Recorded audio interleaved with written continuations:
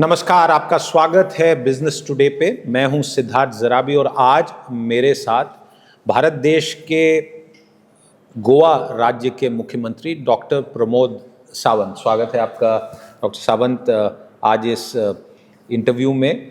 दर्शकों, आपको जानकारी ये दें कि ये जो साक्षात्कार है ये इंडिया एट 100 जो बिजनेस टुडे पिछले कई वर्षों से एक बड़ा कार्यक्रम करता है, एक स्पेशल एडिशन निकालता है, उसके संदर्भ में है। और जहाँ पे हम पूरे देश किस प्रकार की विकास गाथा बनाएगा, किस पथ पे चलेगा और राज्य क्या करेंगे। और इस वर्ष गोवा राज्य और गोवा अपनी इकॉनमी के लिए, अपनी अर्थव्यवस्था के लिए, अपने सारे सिटीजन्स के लिए क्या करने वाला है, इस पे आज चर्चा करेंगे।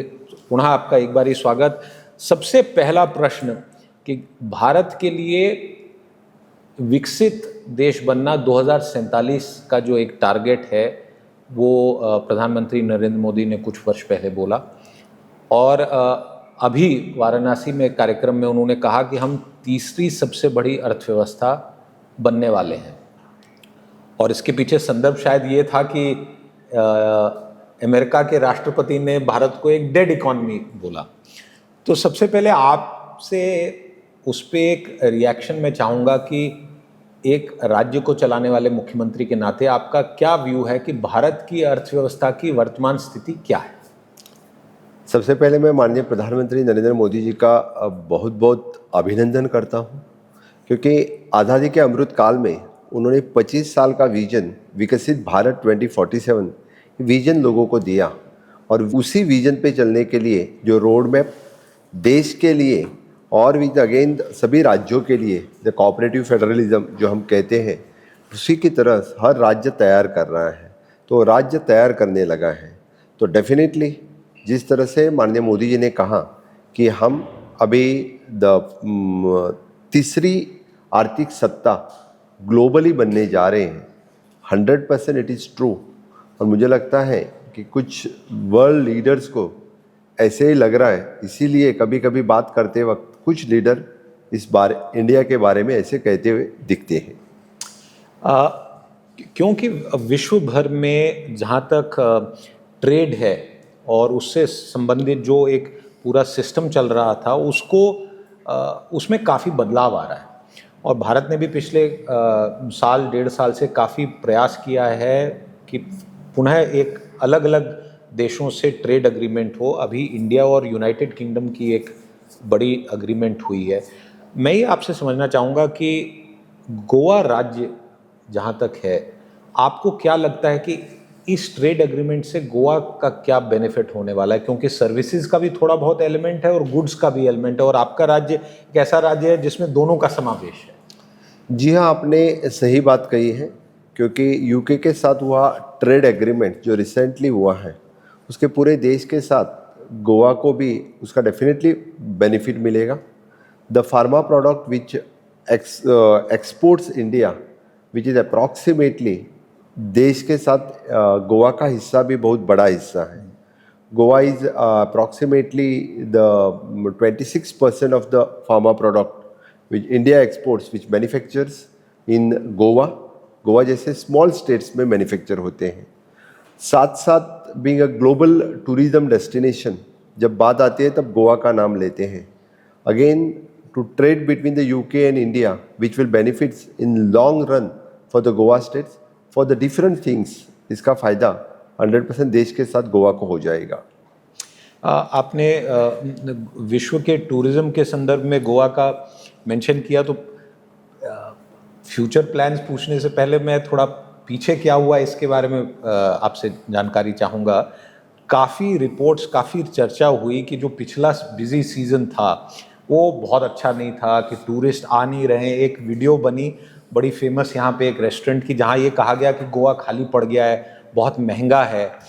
तो उसके बाद सरकार ने उस पर क्लैरिफिकेशन दी है, बट आज आपसे बातचीत हो रही है तो ज़रा ये बताइए कि वास्तविक स्थिति क्या थी? क्या गोवा से अब टूरिज्म कम हुआ है क्या? ऐसा बिल्कुल नहीं है, लेकिन कुछ इन्फ्लुएंसर सिर्फ शोकेस करने के लिए गोवा का टूरिस्ट कम हुआ है ऐसा दिखा रहे हैं। आफ्टर द कोविड जो कोई यानी पूरे देश में यानी जहाँ पे टूरिस्ट ज़्यादा आने लगे तो वो स्टेट गोवा है। सबसे पहले रिवाइवल टूरिज्म का किसने किया तो गोवा ने किया है। और I am monitoring for last 3 years, every year there is an increase in the tourism. The international and national tourists also prefer the Goa. Approximately the 23% of the tourists have increased from the last year to the this year for the tourist season. बिल्कुल ये यानी we on depends upon our occupancy, hotel occupancy और the GST collections which is from the tourism sector. इससे मैं कह सकता हूँ कि टूरिज्म कम नहीं हुआ है बिल्कुल, बल्कि वो ज़्यादा बढ़ रहा है। 23% of the tourism last year से इस साल बढ़ा है।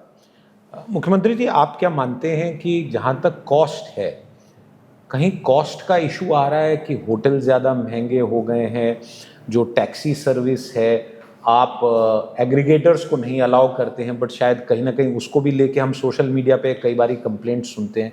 क्या cost of tourism in Goa एक विषय है आपके अनुसार?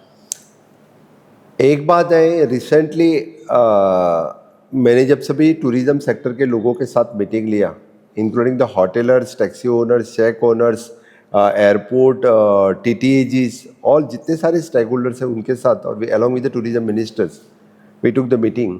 उस मीटिंग में यानी इसके ऊपर इन डिटेल में चर्चा हो गई है। तो उनका कहना है कि specially the airfares is during the Saturday Sundays is more. That is true, सभी लोग मान भी लेते हैं कि हमें भी अनुभव हुआ है हाँ, इसका। एयरफेयर ज़्यादा रहता है डेफिनेटली, वो तो मैं ना नहीं कहूँगा। Okay, we are asking for the centre also at least ज़्यादा फ्लाइट फ्लाई करने लगे, बॉम्बे का गोवा, दिल्ली गोवा, या even though the global destination जो गोवा से कनेक्टेड है, तो उसके ऊपर फ़र्क पड़ेगा। The next, the hotel fares is almost the बाकी टूरिज्म डेस्टिनेशन और गोवा इसमें तो सेम रहते हैं। रहा इशू टैक्सी का, एट प्रेजेंट हमें कोई मैंने एग्रीगेटर नहीं है, ऐसा नहीं है। We having our own aggregators which is the Goa mile, Goa taxi app, government का खुद का टैक्सी एग्रीगेटर भी also there. Even though we have improved upon the public transportation system, which is through the KTC Kadamba Transport Corporations, we are giving the from the destination to one destination to another. We are providing the public transport system also. There is some issues of the taxis, and not that every taxi person is charging high, but few taxis they are not charging high as such. There is an local sentiment is there. That's why we are, but definitely we'll control that also and we'll improve on the taxi system. मुख्यमंत्री जी, आपको लगता है कभी कि ओला, उबर या ऐसी कोई भी नेशनल टैक्सी एग्रीगेटर्स गोवा राज्य में उनको परमिट मिल पाएगा?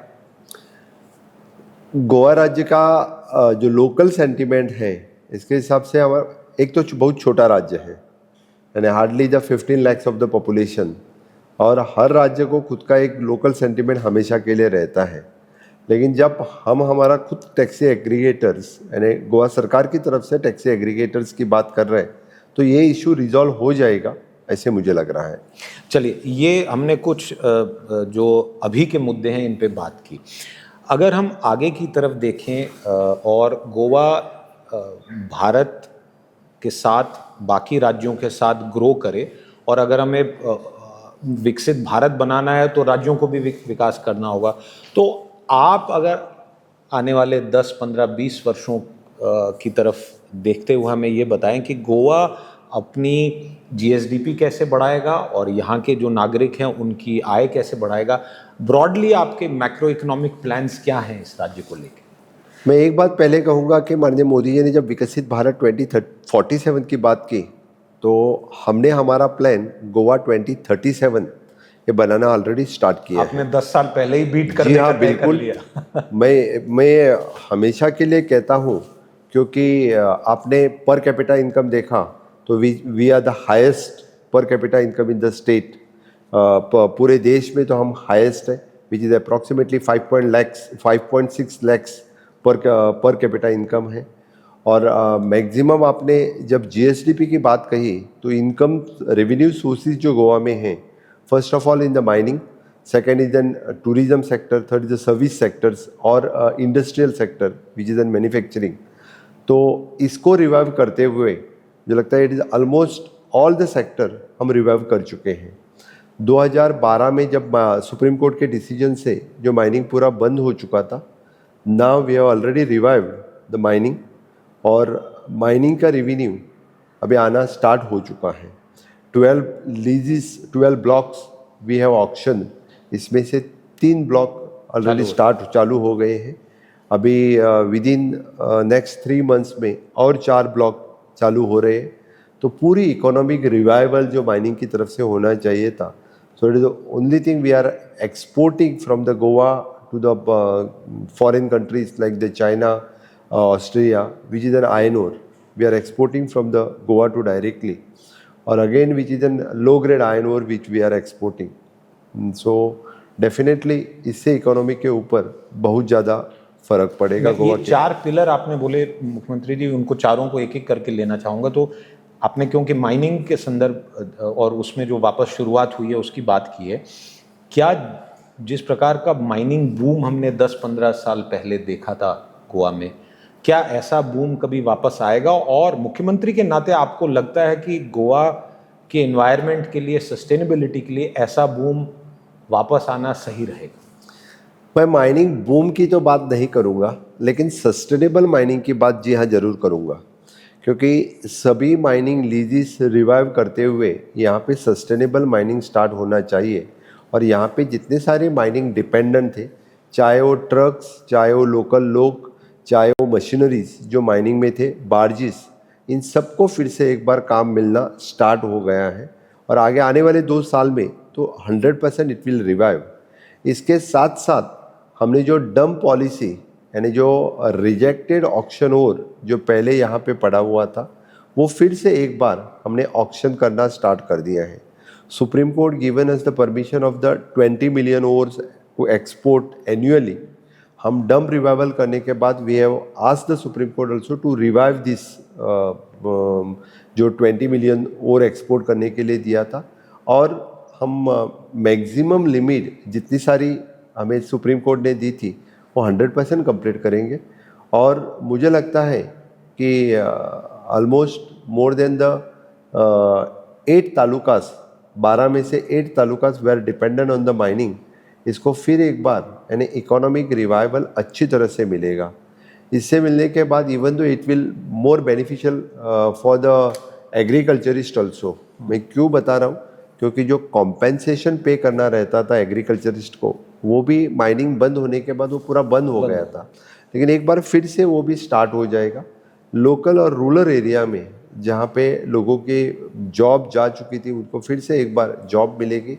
और माइनिंग स्टार्ट होने के बाद इट डिपेंड्स अपॉन हर एक वहाँ की मार्केट एरिया, वहाँ की garage, it is N dependency, एक के दूसरे के ऊपर रहते हैं, तो पूरे रूरल एरिया में इकोनॉमिक रिवाइवल हो जाती है। तो डेफिनेटली तो माइनिंग का बहुत बड़ा इम्पैक्ट इससे रहता है।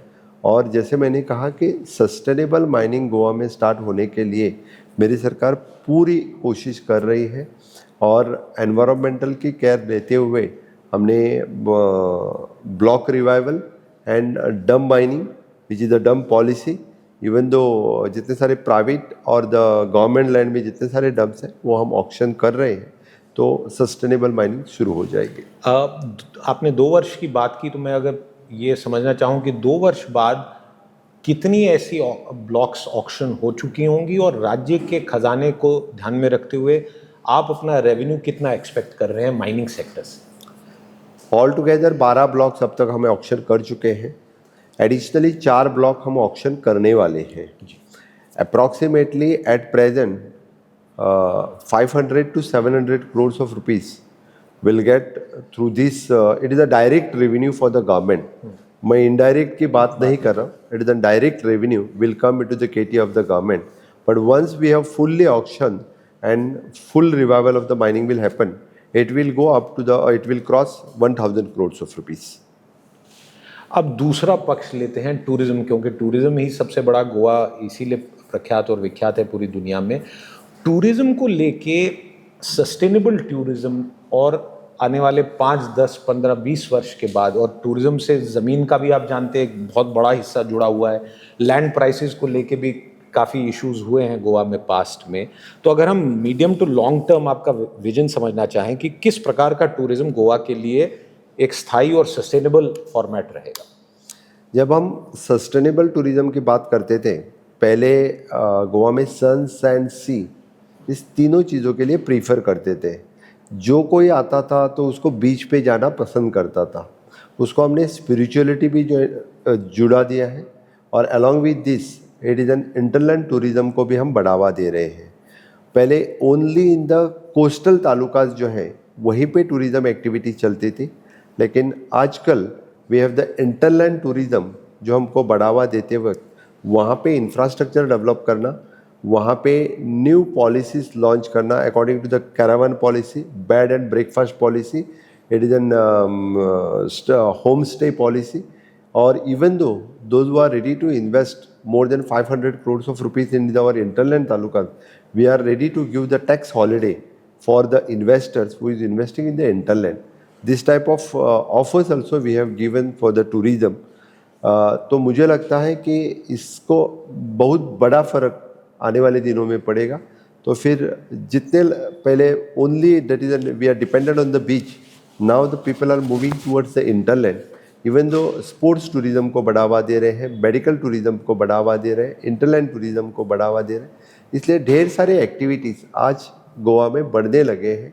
It will go long, as we said, for that infrastructure is also we are preparing for this purpose with the help of government of India. There is a ढेर सारा infrastructure मेरे tenure में 6 साल में मैं कंप्लीट कर सका हूँ। For example the Aguada jail museum which we have revived is one of the Andaman के जेल के बराबर ही यहाँ पे आगवाद जेल म्यूजियम है। It is an like that only, मैंने समुंदर के तल पर हमने डेवलप किया है। Same way the Mopa international airport, the second international airport Goa जैसे छोटी स्टेट्स के लिए मिला, and whole the national highway from the Patradevi to Polem which we have fully developed.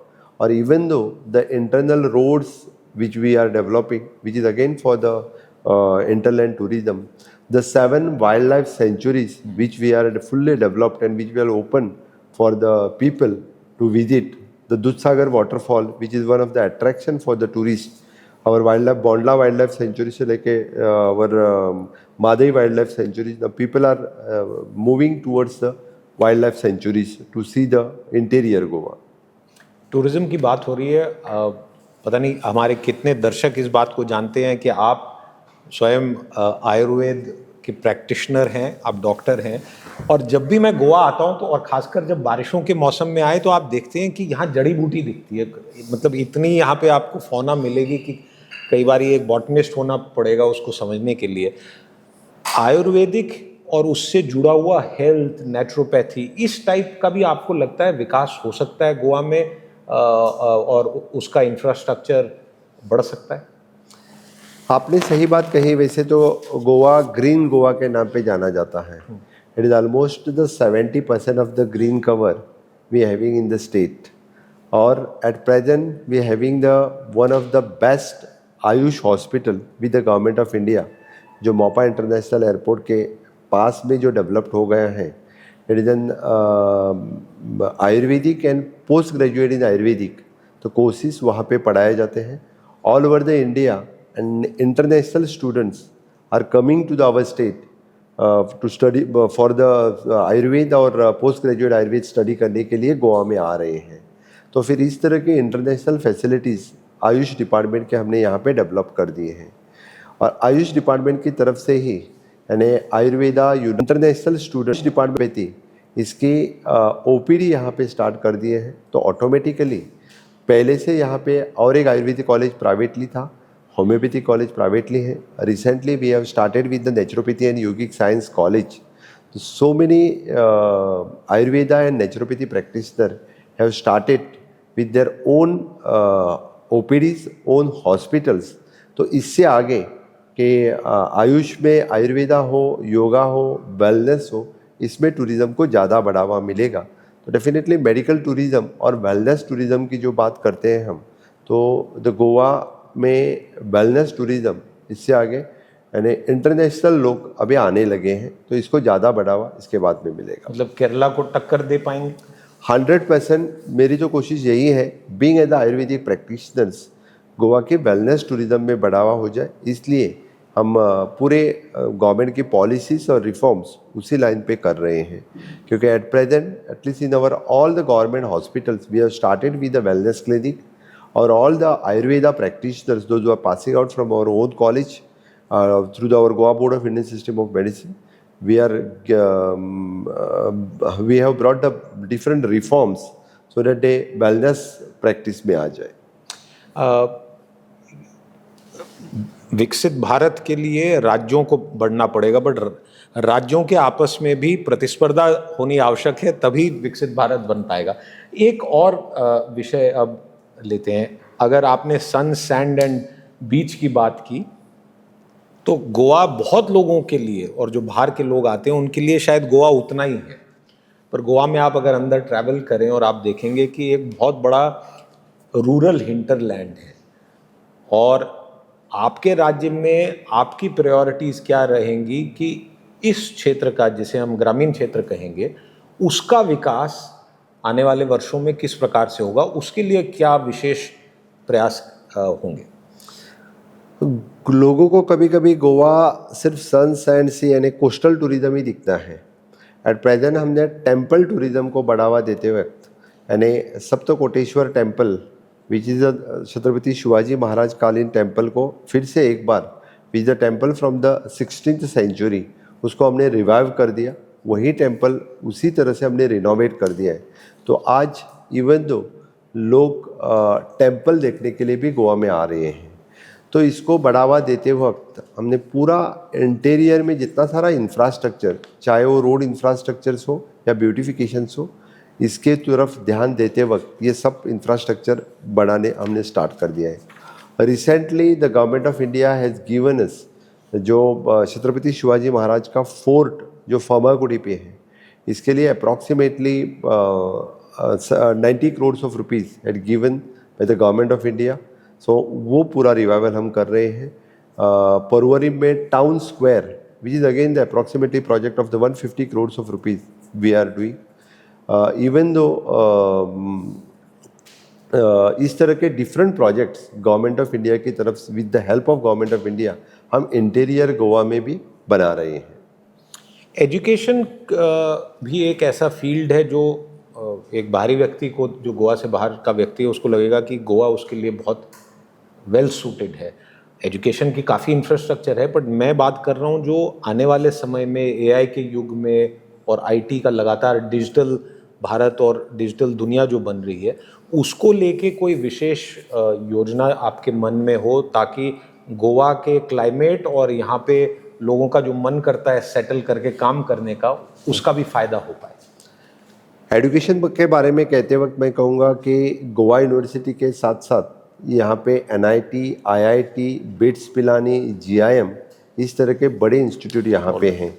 Recently national forensic science institute already start हो चुका है। National institute of the oceanography यहाँ पे है। यहाँ पे recently international school of law already start हो चुका है।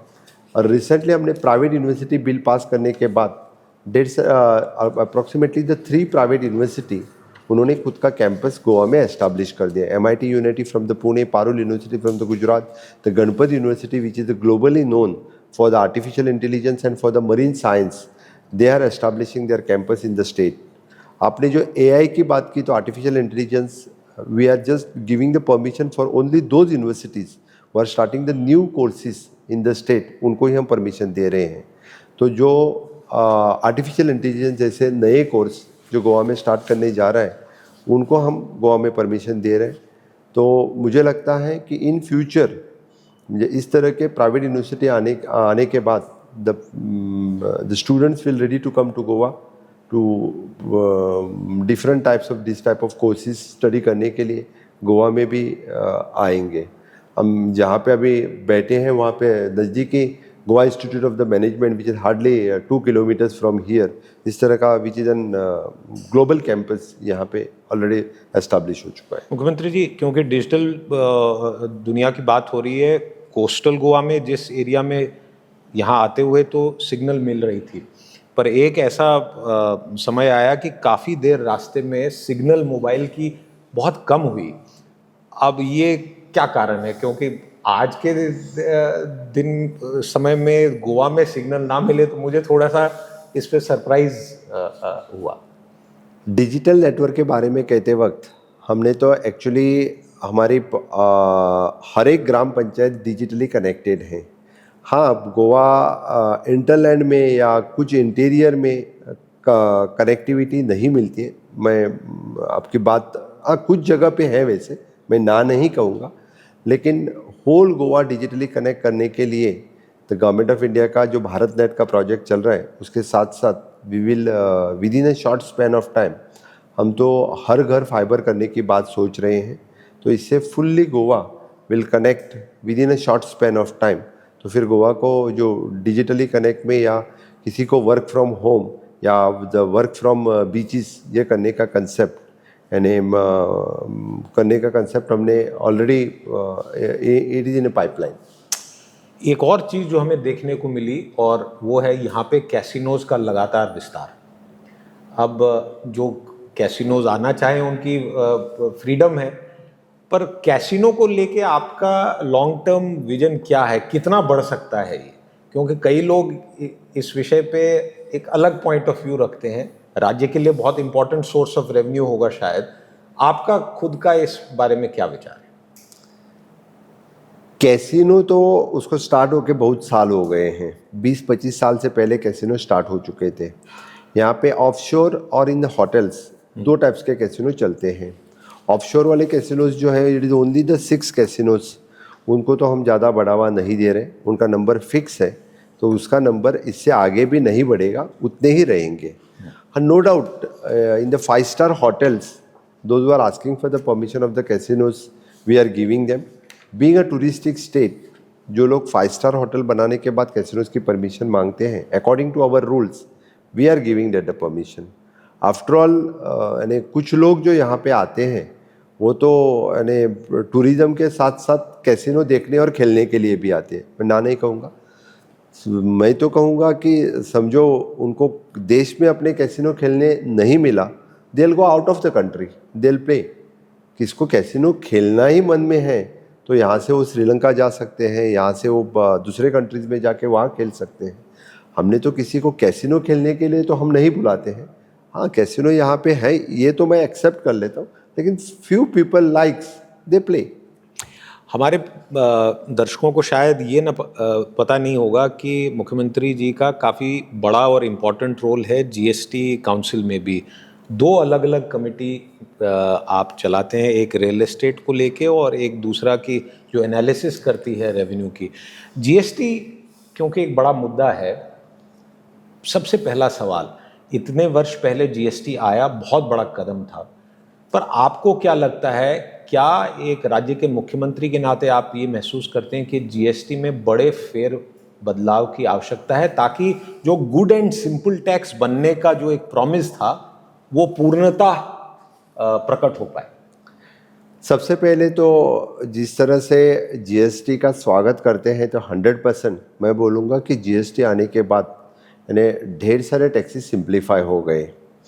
आपने जो कहा कि कुछ बड़े बदलाव नहीं है, कुछ छोटे मोटे रिवाइव करने की ज़रूरत है, ये तो मैं बिल्कुल कहूँगा। किस प्रकार से? जैसे कि लोगों की मांग है, it is specially in the construction lines, यानी जो रियल इस्टेट्स में काम करते हैं उनके लिए कुछ उनको रिवाइवल चाहते हैं। कुछ जो स्पेशली द एग्रीकल्चरिस्ट है उसमें कुछ रिवाइवल चाहते हैं कभी कभी। आपको टोक रहा हूँ, रियल एस्टेट बोला आपने, तो आज जो रियल एस्टेट की डेफिनेशन है अफोर्डेबल हाउसिंग की, अगर कहीं भी छोटे शहर में भी जाए तो उसमें शायद एक कमरा भी नहीं मिल पाएगा। तो क्या वो भी एक विषय है आपके ध्यान में? जी हाँ, बिल्कुल मेरे पूरे ध्यान में है। I am chairing that GST real estate. तो फिर उसके बाद क्योंकि मैं खुद चेयर कर रहा हूँ तो I want to give the suggestion to the finance minister on this. तो फिर अभी इस पे बात करना मैं उचित नहीं समझूंगा। कब देने का? So definitely for the coming GST meetings we are submitting the reports on. एक और छोटा विषय पूछूंगा जीएसटी पे, इंश्योरेंस को लेके। एक राज्य के मुख्यमंत्री के नाते मैं आपसे पूछ रहा हूं कि मैं एक इंश्योरेंस पॉलिसी चाहता हूं, मेडिकल इंश्योरेंस लेता हूं, उसका पैसा हर साल भर रहा हूं प्रीमियम के नाते, प्रीमियम पे भी इतना बड़ा भारी जीएसटी। इसके भी रिवाइवल पे फिर से मैं मेंबर हूँ। I am not a chairing but I am the member on this, क्योंकि इस तरह के जो कॉम्प्लिकेटेड इश्यूज, कुछ यानी रियल एस्टेट हो, इंश्योरेंस हो या एग्री प्रोडक्ट हो, इसके ऊपर यानी डिफरेंट कमिटीज बनाए हुए हैं। Definitely they will submit their report, और मुझे लगता है कि the finance minister will take the positive thought on this. आखिर में, क्योंकि हम विकसित भारत की बात कर रहे हैं और विकसित भारत में राज्य से ही भारत बनता है, फिस्कल फेडरलिज्म का एक बड़ा विषय है और इस पे कई लोग ये मानते हैं कि जिस प्रकार से हमने जब कॉन्स्टिट्यूशन बनी, रिपब्लिक बना और राज्यों का रोल और केंद्र का रोल डिसाइड हुआ, आज कुछ राज्यों में मुख्यमंत्री जी ये कहा जाता है कि केंद्र ज़्यादा पावरफुल हो रहा है और अन्याय हो रहा है कुछ राज्यों के साथ। जीएसटी को भी लेके आप जानते हैं कुछ राज्यों की शिकायतें पहले से रही हैं। अगर आप 5-10 साल के बाद का फिस्कल फेडरलिज्म किस प्रकार से होना चाहिए भारत में, सेंटर स्टेट रिलेशंस खासकर इकोनॉमिक मुद्दों पे, टैक्स पे, डेवल्यूशन पे, आपका क्या मानना है कि क्या बेस्ट फ्रेमवर्क रहेगा? जब फिस्कल फेडरलिज्म, कोऑपरेटिव फेडरलिज्म की हम बात करते हैं, तो मुझे लगता है कि at present model which is an very good model, जिस तरह से गवर्नमेंट ऑफ इंडिया अभी चाहे वो टैक्स डाइल्यूशन हो या चाहे वो विदाउट इंटरेस्ट फ्री लोन हो, जिस तरह से गवर्नमेंट ऑफ इंडिया यानी स्टेट्स को बाकी सपोर्ट कर रहा है, and separately no doubt whatever the shares of the taxes in the state वो तो मिल ही रहा है। इसके सिवाय द गवर्नमेंट ऑफ इंडिया जितनी सारी मदद यानी without taking the any interest, the government of India on different target oriented जितने सारे यानी रेवेन्यूज गवर्नमेंट को दे रहे हैं, स्टेट गवर्नमेंट्स को दे रहे हैं, आई थिंक इससे पहले कभी नहीं हुआ था। ओके 50 साल के लिए without any interest the government of India is lending the big loans for the states. So many other sectors in the renewable energy the government of India is giving, in the especially हर घर नल से जल, यानी इसमें जितने सारे government of India जो support कर रही हैं, special for the infrastructure fundings के लिए द गवर्नमेंट खुद इंफ्रास्ट्रक्चर तो बना ही रही है, इसके सिवा भी द गवर्नमेंट ऑफ इंडिया बड़ी मात्रा से जो सपोर्ट कर रहे हैं, बिकॉज क्योंकि लास्ट 6 साल से means I have compare this ratio with the last, जब उनका जब टेन्योर था 7 से 12 तक, जब मैं कंपेयर करके देख रहा था, तो it is N very good reforms they have brought into this tax devolution system में। तो बहुत बड़ा सपोर्ट गवर्नमेंट ऑफ इंडिया की तरफ से यानी राज्यों को मिल रहा है। हमारी जैसी छोटी स्टेट्स यानी without the help of government of India कभी डेवलप हो ही नहीं सकती थी। मैं बोलता हूँ इसीलिए यानी हम हमेशा के लिए कहते वक्त कहते हैं कि it is only the double engine of the government who had help us in the infrastructure preparation, in the human resource formation. मैं सिंपल कहते वक्त कहूँगा कि honourable prime minister Narendra Modi ji had started with the skilling ministry, the first time the skill development ministry had formed in the government of India. इससे पहले किसी ने सोचा भी नहीं था। प्रधानमंत्री कौशल्य योजना जो उनका कार्यक्रम रहा, पूरे देश भर में स्किलिंग, रीस्किलिंग, अपस्किलिंग का कंसेप्ट तो उन्हीं के कार्यकाल में आया। जो उन्होंने ही 13 फ्लैगशिप प्रोग्राम की जो बात कही कि हर घर नल से जल, हर घर शौचालय, हर ग्राम सड़क हो या हर घर इंश्योरेंस हो, हर दिव्यांग इक्विपमेंट हो, इस तरह से जो ढेर सारे इक्विपमेंट, प्रधानमंत्री आवास योजना हो, और उनके ऊपर टारगेट ओरिएंटेड हर एक स्टेट को देना, क्योंकि इसमें से यानी जिस 13 फ्लैगशिप प्रोग्राम में we have achieved the 80% of the programme with the 100% हमारे जैसे स्टेट जो अचीव कर सके, and with the fully support of the government of India. It is not only and only possible because of the government of India. इसीलिए तो यानी state इतना सारा इंफ्रास्ट्रक्चर के साथ साथ ह्यूमन रिसोर्स भी डेवलप कर सका, अदरवाइज इससे पहले कभी पॉसिबल नहीं हुआ था। आप यानी 50 साल देखो, you can compare of the 11 years of the Modi's government with the 50 years of the Congress government. You will find vast difference in the infrastructure development, in the economic reforms, in the human resource development आपको दिखेगा कि कितना सारा development कर सके। मुख्यमंत्री जी ने जो बात कही उसमें एक बात आखिर में जोड़ना चाहूँगा कि विकसित यू विल फाइंड केंद्र और राज्य सरकार की जिम्मेवारी है, पर कहीं ना कहीं पे विकसित भारत बनने के लिए हर भारतीय नागरिक की भी जिम्मेवारी है कि वो विकास की तरफ जाए और उसके लिए प्रयास करे।